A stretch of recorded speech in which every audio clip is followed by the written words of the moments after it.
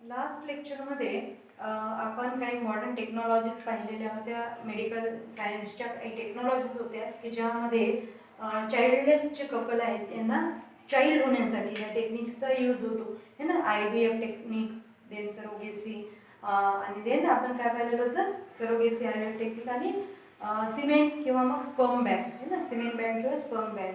तर IVF टेक्निकमध्ये काय केलं जाते, IVF टेक्निकमध्ये ovum from mother and sperm from father घेतला जातो आणि outside in a test tube त्यांचं फर्टिलायझेशन करतात आणि फर्टिलायझेशन केल्यानंतर त्याच्यापासून झायगोट आणि झायगोटपासून जो एम्ब्रिओ तयार होतो, हा एम्ब्रिओ काही पर्टिक्युलर वेळे तो मदरच्या युटेरसमध्ये इम्प्लांट केला जातो. ठीक आहे, इन विट्रो फर्टिलायझेशनमध्ये. आणि इन विट्रो फर्टिलायझेशन कोणासाठी उपयोगी असते, तर अशा मदर की ज्यांच्या ओव्हिडक्टमध्ये ॲब्स्टॅकल असेल है ना, प्रॉब्लेम होत असेल, तर अशा मदर्समध्ये अशा प्रकारची टेक्निक वापरतात IVF. देन आपण दुसरी टेक्निक पाहिली होती सरोगेसी. तर सरोगेसीमध्ये काय केल्या जाते, सरोगेसीमध्ये सुद्धा ओव्ह्यूम घेतात मदरचा आणि फादरचा स्पर्म यांचं फर्टिलायझेशन घडून आणतात आणि फर्टिलायझेशन घडून आणल्यानंतर परत काय होतं तयार, झायगोट, झायगोट नंतर एम्ब्रिओ. आणि हा जो एम्ब्रिओ तयार होतो हा आता कुठे, जी थर्ड वुमन असते है ना, दुसरी वुमन, मदर वुमन सोडून जी थर्ड वुमन आहे, या थर्ड वुमनच्या युटेरसमध्ये तो एम्ब्रिओ इम्प्लांट केला जातो. ठीक आहे ना, थर्ड वुमनच्या युटेरसमध्ये तो एम्ब्रिओ काय केला जातो, इम्प्लांट केला जातो. ठीक आहे, आणि मग काय 9 मंथ, 9 महिने मग तो त्या युटेरसमध्येच त्या बाळाची काय होते, ग्रोथ होते. आणि आफ्टर डिलेव्हरी मग जी मदर आहे, ओरिजिनल मदर, ती ओरिजिनल मदर काय करते, त्याच्या बेबीला घेऊन जाते. ही जी प्रोसेस होती ती सरोगेसीची प्रोसेस. आणि थर्ड प्रोसेस आपण पाहिली स्पर्म बँक किंवा सिमेंट बँक. तर स्पर्म बँक किंवा सिमेंट बँकचा जो कन्सेप्ट आहे तो ब्लड बँकशी रिलेटेड आहे. तर ब्लड बँकमध्ये काय होते की ब्लड आपण काय करत असतो, ब्लड डोनेट करतो. म्हणजे जे हेल्दी पर्सन आहे तो ब्लड डोनेट करतो आणि जेव्हा गरज पडते एखाद्या व्यक्तीला ॲक्सिडेंट वगैरे झाल्यानंतर, तेव्हा ती व्यक्ती काय करते, ब्लड बँकमधून घेत असते. तशाच प्रकारचा कन्सेप्ट आहे स्पर्म किंवा सिमेंट बँकचा. तर या बँकमध्ये जे काही डिझायर्ड व्यक्ती असतील, इच्छुक व्यक्ती आहेत, ते त्यांचे सिमेंट डोनेट करतात. ठीक आहे, आणि सिमेंट डोनेट केल्यानंतर काय होते की जे काही स्पर्म आहे ते कलेक्ट करून साठवून स्टोअर करून ठेवल्या जाते. आणि जेव्हा एखाद्या फादरच्या स्पर्म प्रोडक्शनमध्ये जर काही अडचणी येत असतील तर असे फादर काय करू शकतात, या स्पर्म बँकमधून स्पर्म घेऊ शकतात. आणि मग हे स्पर्म मदरच्या ओव्ह्यूमसोबत फर्टिलाइज केले जाते आणि झायगोट तयार होतो आणि झायगोटपासून एम्ब्रिओ तयार होतो. आणि मग तो एम्ब्रिओ परत म्हणजे इन विट्रो टेक्निक्समध्ये जे मेथड वापरतात त्याप्रमाणे तो एम्ब्रिओ परत मदर युटेरसमध्ये इम्प्लांट केला जातो. तर इथे स्पर्म काय केला जातो, स्पर्म बँकमधून घेतला जातो आणि तो स्पर्म बँकमधून घेतल्यानंतर त्याचं फर्टिलायझेशन मदरच्या ओव्ह्यूमसोबत होते. जेव्हा एखाद्या मेलमध्ये प्रोडक्शन ऑफ स्पर्ममध्ये जर काही प्रॉब्लेम्स, अडचणी येत असतील तर अशा प्रकारे 3 मॉडर्न टेक्नॉलॉजीज आपण पाहिलेल्या आहेत. आज जो आपण टॉपिक पाहणार आहोत तो आहे ट्विन्स. ओके, तर ट्विन्स तुम्ही ऐकलेलं असेल, जुळे म्हणतो आपण मराठीमध्ये. ठीक आहे, ट्विन्स किंवा जुळे, हा म्हणजे काय असते, ऐकलेला कन्सेप्ट आहे तुम्ही, ट्विन्स. यस, जेव्हा एम्ब्रियोनिक डेव्हलपमेंट होत असेल ना युटेरसमध्ये, तेव्हा 2 सेपरेट एम्ब्रिओ तयार होत असतील आणि 2 सेपरेट एम्ब्रिओपासनं जर 2 सेपरेट ऑफस्प्रिंग तयार होत असतील तर अशा ऑफस्प्रिंगला इन अ सेम युटेरसमध्ये 2 एम्ब्रिओपासनं 2 ऑफस्प्रिंग जेव्हा तयार होते तेव्हा त्या प्रोसेसला म्हणतात ऑफस्प्रिंग तयार होते. आणि हे जे काही ऑफस्प्रिंग तयार होते त्या ऑफस्प्रिंगला म्हटलं जाते ट्विन्स. ठीक आहे, in a same uterus from 2 embryo, if the 2 offsprings are obtained, these 2 offsprings are called as twins. Twins काय आहे मग, 2 embryos. ठीक आहे, 2 एम्ब्रिओ आणि 2 एम्ब्रिओ पासून 2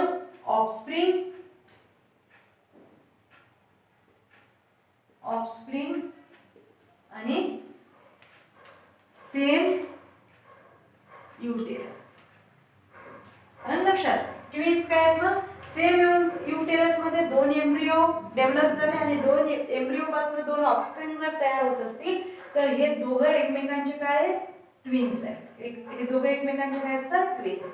तर twins are of two types. Twins दोन प्रकारचे असतात. एक असतो मोनोझायगोटिक ट्विन्स आणि दुसरा आहे बायझायगोटिक ट्विन्स. ठीक आहे.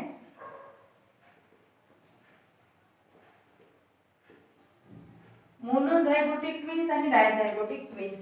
तर मोनोझायगोटिक ट्विन्स मध्ये काय होत असेल, मोनोझायगोटिक ट्विन्स मध्ये एकाच झायगोट पासून किंवा एकाच एम्ब्रिओ पासून ऑफस्प्रिंग तयार होतो. ठीक आहे. मोनोझायगोटिक ट्विन्स मध्ये काय, only one embryo gives two offspring. म्हणजे एका एम्ब्रिओ पासून काय होते, तर दोन ऑफस्प्रिंग तयार होते. ठीक आहे. आणि डायझायगोटिक ट्विन्स मध्ये काय होते, two embryo gives two offspring. Two embryo gives two offspring. ठीक आहे. Genetic material same. यांच्यामध्ये जेनेटिक मटेरियल जे आहे ते कसं असेल, सेम. ठीक आहे. Same genetic material. Appearance of offspring is same. Appearance of offspring काय असेल, सेम असेल. अपीयरन्स ऑफ ऑफस्प्रिंग कसं असेल, सेम असेल. आणि same gender that is boys असेल तर बॉईजच, दोन्ही बॉईजच असतील. आणि गर्ल्स जर फॉर्म झाले तर दोन्ही girls, either girls or boys. ठीक आहे. तर अशा प्रकारे मोनोझायगोटिक ट्विन्स मध्ये only one embryo gives two offspring. आणि त्याच्यामुळे जे जेनेटिक मटेरियल एकाच एम्ब्रिओ पासून दोन ऑफस्प्रिंग बनलेले, त्याच्यामुळे जेनेटिक मटेरियल काय असेल, सेम असेल. आणि त्यामुळे सेम अपीयरन्स दिसते ट्विन्सचं. आणि जेंडर सुद्धा सेमच असतात. म्हणजे मुलं असतील तर दोन्ही मुलंच होतील, फिमेल असतील म्हणजे मुली असतील तर दोन्ही मुली होतील. याच्यामध्ये मात्र सेम जेंडर असेलच असं नाही, है ना. एक गर्ल असेल तर दुसरा बॉय असू शकते, है ना. किंवा मग दोन्ही गर्ल असू शकतात किंवा दोन्ही बॉय असू शकतात. तर depending upon the sperm that is fertilise with the ovum another ovum. तर प्रोसेस पाहू आपण कशी असेल, मोनोझायगोटिक आणि डायझायगोटिक ट्विन्सची प्रोसेस कशी असेल ते आपण पाहू. ठीक आहे. Also these are genetically different. ते genetically कसे असतात, डिफरंट असतात. Also these are genetically different. Okay. ठीक आहे. तर कसे असतील मोनोझायगोटिक ट्विन्स, कसे फॉर्म होत असतील आणि डायझायगोटिक ट्विन्स कसे फॉर्म होत असतील ते पाहू आपण.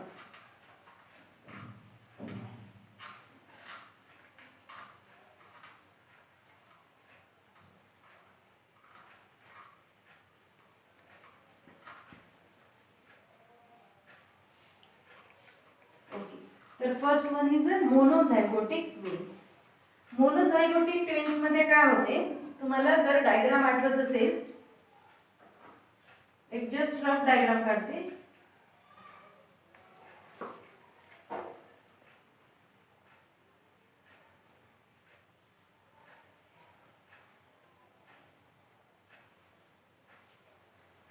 ठीक आहे. रफ डायग्राम आहे जस्ट. आणि याच्यात असेल तुमचा एग. ठीक आहे. ओव्ह्यूम. तर काय होत असते प्रोसेस मध्ये, ह्या ओव्ह्यूम रिलीज होतो ओव्हिडक्ट मध्ये. ठीक आहे ना. फिमेल रिप्रोडक्टिव्ह सिस्टमची रफ डायग्राम आहे. हा जो ओव्ह्यूम आहे तो ओव्हिडक्ट मध्ये काय होतो, रिलीज होतो. आणि इथे रिलीज झाल्यानंतर आफ्टर पॉप्युलेशन काय होते, जो सिमेन आहे तो इजॅक्युलेट होतो वजायनामध्ये. आणि through vagina it goes to uterus and through uterus it goes towards the egg. तर इथे सपोज एग आहे आणि इथे काय येतो, स्पर्म. आणि हा स्पर्म काय होतो, मग स्पर्म काय होतो, फर्टिलाइज होतो एग सोबत. आणि एग सोबत फर्टिलाइज होऊन इथे काय तयार होत असते, झायगोट. तर हा स्पर्म खूप मायक्रोस्कोपिक आहे आणि एक कंपॅरेटिव्हली त्याच्यापेक्षा मोठा असतो. ठीक आहे. पण आपण दाखवताना एक स्पर्म जवळपास सेम साईजचे दाखवलेले आहे, पण ऍक्च्युअली स्पर्म खूप छोटा असतो. तर इथे काय होईल, फर्टिलायझेशन होऊन तयार झायगोट होतो. झायगोटचं मग कशात कन्व्हर्शन होते, एम्ब्रिओ मध्ये. आणि हा एम्ब्रिओ देन कुठे इम्प्लांट होतो, युटेरस मध्ये. ठीक आहे. मग तो कुठे जातो, युटेरस मध्ये जातो आणि युटेरस मध्ये मग समोरची ग्रोथ होत असते. ठीक आहे. पण मोनोझायगोटिक ट्विन्स मध्ये काय होत असेल, मोनोझायगोटिक ट्विन्स हा जो काही एम्ब्रिओ आहे, ठीक आहे, हा एम्ब्रिओ इम्प्लांट झाल्यानंतर युटेरस मध्ये एम्ब्रिओचं काय होते, डिव्हिजन होते है ना. एम्ब्रिओच्या सेल्सचं काय होते, डिव्हिजन होते. एम्ब्रिओच्या सेल्सचं डिव्हिजन होऊन दोन पार्ट्स मध्ये त्याचं रूपांतर होते, कन्व्हर्शन होते. ठीक आहे. तर एम्ब्रिओच्या सेल्सचं दोन पार्ट्स मध्ये काय झालं, कन्व्हर्शन. हे इथे अशा प्रकारचे सेल्स आहेत. ठीक आहे, ग्रुप ऑफ सेल्स आहेत. आणि मग या ग्रुप ऑफ सेल्सच्या भोवती काय तयार होते, एम्ब्रिओ तयार होतो. काय तयार होतो, एम्ब्रिओ तयार होतो अशा प्रकारे. ठीक आहे. म्हणजे एका एम्ब्रिओचं किती एम्ब्रिओ मध्ये कन्व्हर्शन होते, दोन एम्ब्रिओ मध्ये. तर एम्ब्रिओचे जे सेल्स आहेत ते डिवाइड होतात है ना. एम्ब्रिओचे सेल्स काय होतात, डिवाइड होतात आणि दोन ग्रुप्स मध्ये, दोन पार्ट्स मध्ये त्यांचं कन्व्हर्शन होते. त्या दोन ग्रुप्स किंवा पार्ट्स ऑफ सेल्सच्या अवतीभोवती एम्ब्रिओचं मग काय होते, फॉर्मेशन होते. तर अशा प्रकारे एका एम्ब्रिओ पासून आपल्याला दोन एम्ब्रिओ मिळत असतात. आणि ही प्रोसेस कधी होते, तर ही process at the time of early development of embryo. एम्ब्रिओच्या सुरुवातीच्या डेव्हलपमेंटच्या काळात ही प्रोसेस घडून येत असते. म्हणजे सुरुवातीच्या काळात म्हणजे कधी, तर जवळपास झायगोट फॉर्मेशन पासून 8 दिवसापर्यंतची ही प्रोसेस असते. 8 डेज. झायगोट फॉर्मेशन पासून 8 डे पर्यंत ही प्रोसेस चालते. 8 डेच्या आधी अशा प्रकारची प्रोसेस व्हायला पाहिजे. 8 दिवसाच्या आधी ही प्रोसेस होत असते की ज्याच्यात एम्ब्रिओचे सेल डिवाइड होतात दोन ग्रुप्समध्ये आणि मग त्या ग्रुपच्या अवतीभोवती एम्ब्रियोनिक डेव्हलपमेंट होते. आणि मग त्या एम्ब्रिओ पासून काय होईल, दोन ऑफस्प्रिंग तयार होतील है ना. मग याच्यापासून काय होईल, वेगळे वेगळे दोन ऑफस्प्रिंग तयार होतील. आता हे जे काही दोन ऑफस्प्रिंग तयार झाले, हे ऑफस्प्रिंग कसे आहेत, ट्विन्स. पण कोणते ट्विन्स आहेत ते, मोनोझायगोटिक ट्विन्स. हे ऑफस्प्रिंग जे तयार झाले ट्विन्स आहेत, पण कोणते, मोनोझायगोटिक twins. Why it is monozygotic twins? Because it is, these twins are formed by the same zygote or same embryo. तर हे ट्विन्स जे फॉर्म झाले हे सेम झायगोट पासून तयार झालेले, सेम एम्ब्रिओ पासून तयार झालेले. तिथे वेगळे झायगोट, वेगळे एम्ब्रिओ आहेत का, नाही. म्हणून त्यांचं जे जेनेटिक मटेरियल आहे ते जेनेटिक मटेरियल सुद्धा कसं असेल, same genetic material, same appearance असेल त्यांचं. ठीक आहे. अपिअरन्स सुद्धा सेम असेल आणि सेम जेंडर सुद्धा असेल, सेम जेंडर. कोणतंही एकच झायगोट ज्याने फॉर्म झाला असेल, हा जर एक्स घेऊन आला असेल आणि हा एक्स, सपोज इथे झायगोट जो फॉर्म झाला तो एक्स वाला असेल, तर त्या झायगोटचं एम्ब्रिओ मध्ये कन्व्हर्शन झालं तर एम्ब्रिओ एक्सच असेल. एम्ब्रिओ मध्ये सुद्धा क्रोमोझोम एक्स आहेत. आणि या एम्ब्रिओचं जेव्हा डिव्हिजन होते तेव्हा इथे जे दोन एम्ब्रिओज तयार होतात यांच्यामध्ये सुद्धा काय राहील, एक्स क्रोमोझोमच असतात. सेक्स क्रोमोझोम एक्स असतील. म्हणजे इथं तयार होणारी सुद्धा काय असेल, मुलगीच, आणि इथे तयार होणारी सुद्धा काय असेल, मुलगीच असेल. तर अशा प्रकारे सेम जेंडर इथे तयार होतात, सेम जेंडरचे ऑफस्प्रिंग इथे तयार होतात. एक तर बॉयजच होतील किंवा मग गर्ल्स तर गर्ल्स, दोन्हीही बॉयज. तर अशा प्रकारे हे काय, मोनोझायगोटिक ट्विन्स. याला काय म्हणतात, monozygotic twins. This two are monozygotic twins. लक्षात, मोनोझायगोटिक ट्विन्स सिंपल फिनोमिनन आहे. मोनोझायगोटिक ट्विन्स मध्ये एका झायगोट पासून जर दोन ऑफस्प्रिंग तयार होत असेल तर त्याला आपण मोनोझायगोटिक ट्विन्स म्हणतो. आता हे 8 दिवसाच्या आत होणारी प्रोसेस आहे. ठीक आहे. ही जी प्रोसेस आहे मोनोझायगोटिक ट्विन्सची 8 दिवसाच्या आत होणारी. पण 8 दिवस झाल्यानंतर जर सेल डिव्हिजन झाले, हे सेल डिव्हिजन जे होते ते कधी होते, 8 दिवसाच्या आतमध्ये होणारे सेल डिव्हिजन आहे. पण आफ्टर 8th डे म्हणजे 8 दिवसानंतर जर सेल डिव्हिजन झाली, 8 दिवसानंतर जर अशा प्रकारची सेल डिव्हिजन झाली, आपण असं म्हणूयाला आफ्टर 8th डे. 8 दिवसानंतर जर सेल डिव्हिजन होत असेल है ना, कशाचे, एम्ब्रिओचे सेल्स डिवाइड होत असतील, तर त्या केसमध्ये जे काही ऑफस्प्रिंग मिळतात, हे ऑफस्प्रिंग कसे मिळतात, को-जॉइंट. कशी मिळतात, को-जॉइंट. को-जॉइंट म्हणजे काय, की ज्यांच्यामध्ये काही पार्ट बॉडीचे काय असतात, अटॅच असतात. बऱ्याचदा आपण एक्झाम्पल पाहतो है ना, बऱ्याचदा पाहिलेलं सुद्धा असेल तुम्ही की को-जॉइंट मध्ये काय असतात, बरेचसे बॉडीचे पार्ट्स, दोन्ही ऑफस्प्रिंगचे बॉडीचे पार्ट्स काय असतात, अटॅच असतात अशी. है ना. कधी हेड टू हेड अटॅचमेंट असते ना, डोक्याला डोके जुळलेली असतात. आणि बरेचसे ऑर्गन अशा ऑफस्प्रिंगमध्ये बरेचसे ऑर्गन कॉमन असतात, एकच ऑर्गन दोघांसाठी. तर बरेचसे ऑर्गन्स सुद्धा काय असतील अशा ट्विन्समध्ये कॉमन्स असतात. असे ट्विन्स आपण पाहिलेले आहेत, बऱ्याचदा पाहतो आपण, ऐकतो अशा ट्विन्सबद्दल. तर हे ट्विन्स कसे फॉर्म होतात, जर अशा प्रकारची सेल डिव्हिजन 8व्या दिवसानंतर जर अशा प्रकारची सेल डिव्हिजन होत असेल एम्ब्रिओची, तर जे ट्विन्स फॉर्म होतात ते ट्विन्स कसे असतात, को जॉईंट असतात. म्हणजे त्यांचे काही पार्ट्स हे कसे असतात, एकमेकांना अटॅच असतात. आणि त्यांच्यामध्ये जे अवयव आहेत, बरेचसे ऑर्गन्स काय असतील, सेम ऑर्गन्स असतील दोघांसाठी. तर अशा प्रकारचे जे ट्विन्स फॉर्म होतात हे 8 दिवसाच्या नंतर जर सेल डिव्हिजन झाली तर ते फॉर्म होत असतात. ठीक आहे. तर यांना आपण म्हणतो मोनोझायगोटिक ट्विन्स. ठीक आहे. Second one is a dizygotic twins. Okay.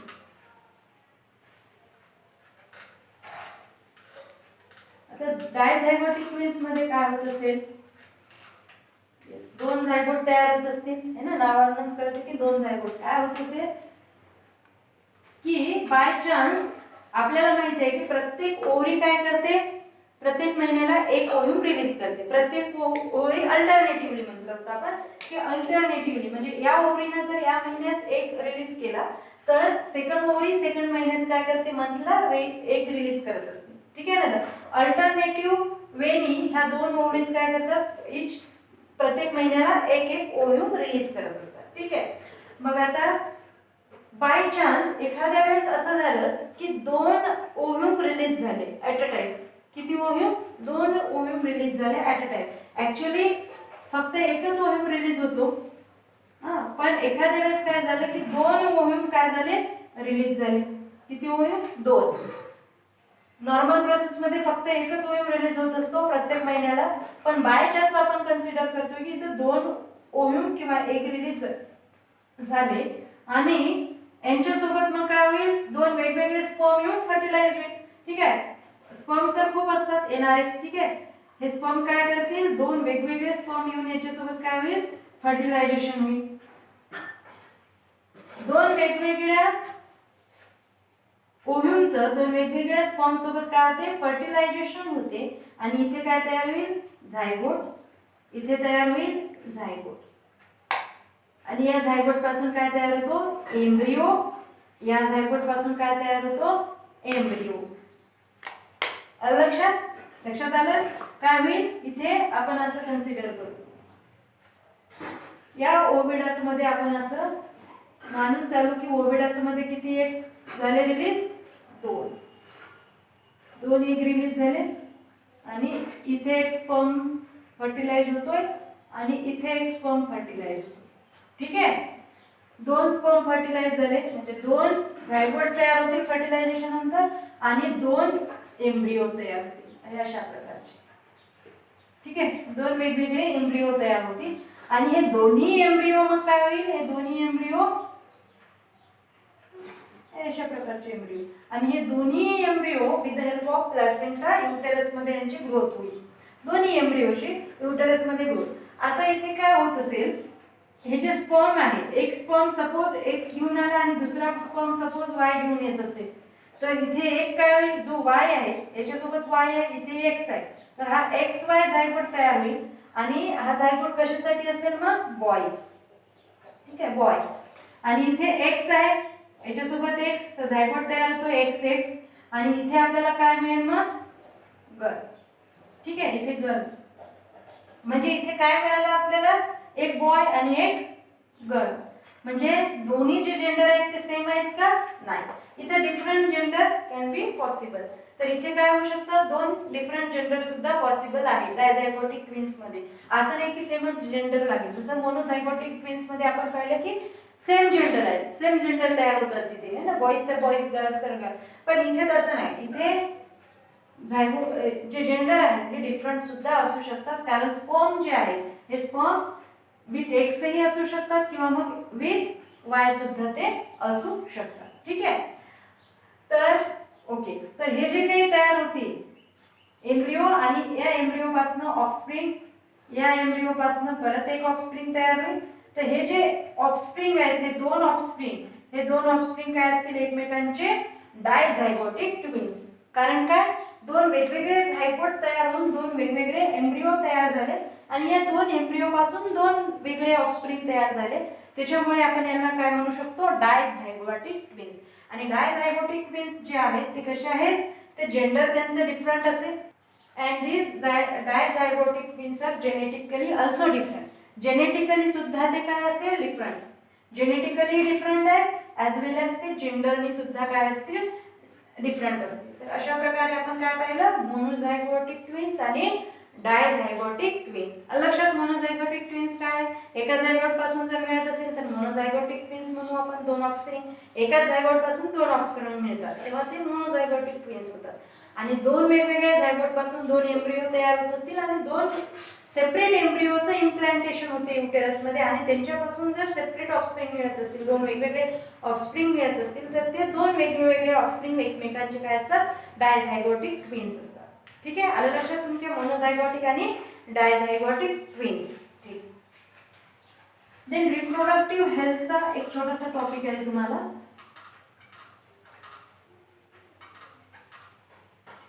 Health म्हणजे काय, एखाद्या पर्सनला आपण हेल्दी कधी म्हणू,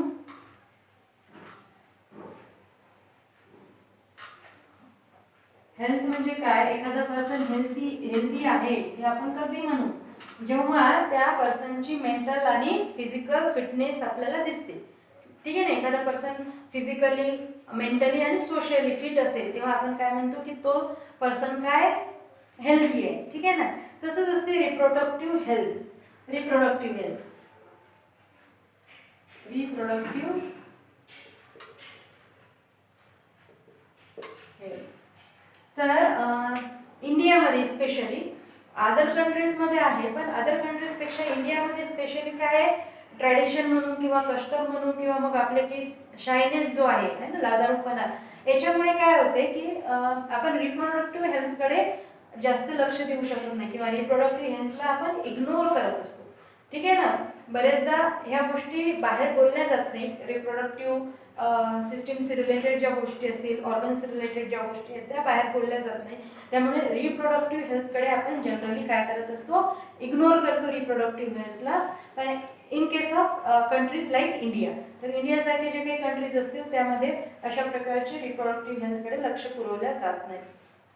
तर फॉर एक्झाम्पल जे मेन्स्ट्रुअल सायकल कन्सेप्ट पाहिलेला आहे आपण, तर मेन्स्ट्रुअल सायकलमध्ये काय होते, आपण पाहिलेलं आहे की पहिल्या 5 दिवसामध्ये कंटिन्यू ब्लिडिंग असते वुमनमध्ये. आणि आजच्या घडीला जे वुमन आहेत हे काय करतात, बाहेर काम करायला जात आहेत है ना, बाहेर काम करतायत ते 7 तास 8 तास ते बाहेर काम करतात. तर काम करत असताना काय करतात, ते स्वतःच्या हेल्थकडे लक्ष देत नाही, रिप्रोडक्टिव्ह हेल्थकडे लक्ष देत नाही. म्हणजे जेव्हा ड्युरिंग ब्लिडिंग, तर ब्लिडिंगच्या वेळेस स्पेशली काय करायला पाहिजे, तर जे काही जेनायटल ऑर्गन्स असतील यांची स्पेसिफिक काळजी घ्यायला पाहिजे असते. Cleanliness is important in that case. तर क्लीन ठेवायला हवे असतात. हे जे काही जेनायटल ऑर्गन्स आहे यांना आपल्याला काय करावं लागते, क्लीन ठेवावं लागते नेहमी. आणि ब्लिडिंग असल्यामुळे काय इन्फेक्शन होण्याचे चान्सेस जास्त असतात.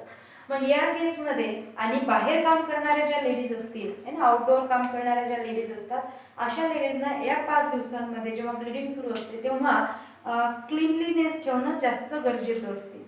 पण आपण असं म्हणू की काही गोष्टींमुळे मग ते काय करतात, इग्नोर करतात ह्या गोष्टी सर्व क्लीन न ठेवण्याच्या आणि मग रिप्रोडक्टिव्ह हेल्थ प्रॉब्लेम सुरू होतात. मग अशा लेडीजमध्ये आपल्याला पाहायला मिळतात. त्याचबरोबर मेलमध्ये सुद्धा अशा प्रकारचे बरेचसे रिप्रोडक्टिव्ह प्रॉब्लेम्स आपल्याला दिसून येतात. ठीक आहे ना, फिमेलमध्ये तर जास्तीत जास्त रिप्रोडक्टिव्ह प्रॉब्लेम्स दिसतात, पण ॲज वेल ॲज मेलमध्ये सुद्धा रिप्रोडक्टिव्ह प्रॉब्लेम आपल्या